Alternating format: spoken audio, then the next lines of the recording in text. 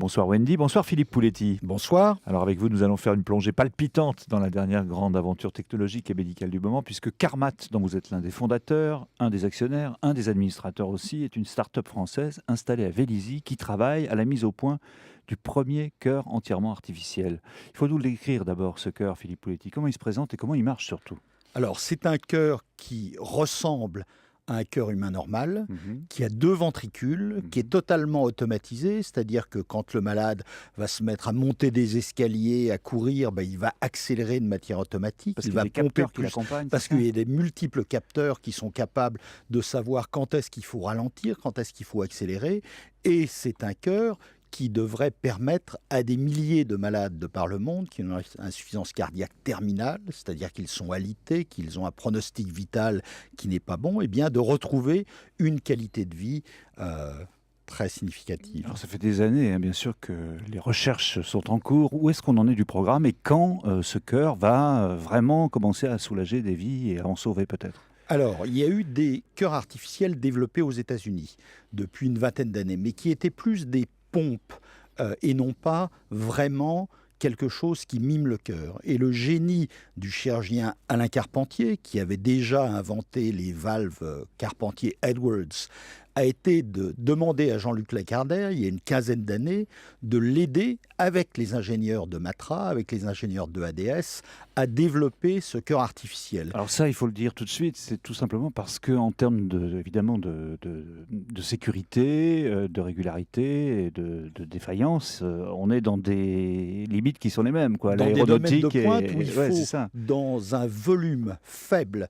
dans un poids réduit, avoir toutes les capacités de pomper du sang, de savoir ce qui se passe dans les vaisseaux sanguins, de ne pas avoir d'effets secondaires comme des caillots qui pourraient aller migrer dans le cerveau, et avec une consommation d'énergie faible, et enfin un cœur qui va durer des années en fonctionnement automatisé sans avoir de défaillance. 45 et ça millions ressemble de battements par an à peu près. Exactement. Donc ça ressemble à la conception d'un satellite ou d'un avion.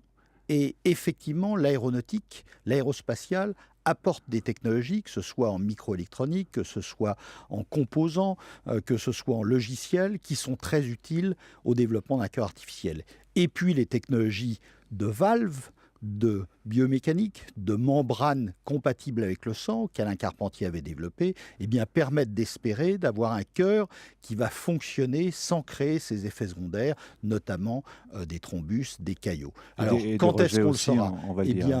Aujourd'hui, l'industrialisation du cœur est en route, se passe bien. Il y a des bancs d'essai extrêmement poussés de chacun des composants du cœur entier qui vont permettre de fiabiliser les prototypes, et puis on l'espère, d'ici la fin de l'année, de débuter en France les premiers essais cliniques chez des patients qui, sans ce cœur artificiel, pourraient mourir. Et alors c'est un marché malgré tout absolument considérable, puisque 100 000 patients dans le monde attendent des transplantations cardiaques, et aujourd'hui seulement 4 000 l'obtiennent par le biais de la greffe. La transplantation, vous vous souvenez, c'était Luc à peu près en même temps que l'homme qui a marché sur la Lune, la première transplantation cardiaque, a sauvé des milliers de vies.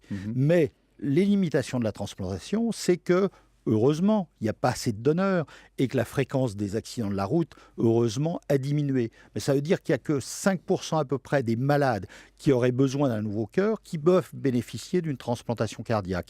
L'intérêt d'une bioprothèse artificielle, c'est qu'en principe, une fois l'industrialisation faite, il n'y a pas de limite de fabrication et de disponibilité. Alors, ça coûterait en plus moins cher qu'une transplantation par greffe. Alors, il est un peu tôt encore pour définir quel sera le prix, mais disons que ça devrait coûter à peu près autant qu'une transplantation cardiaque.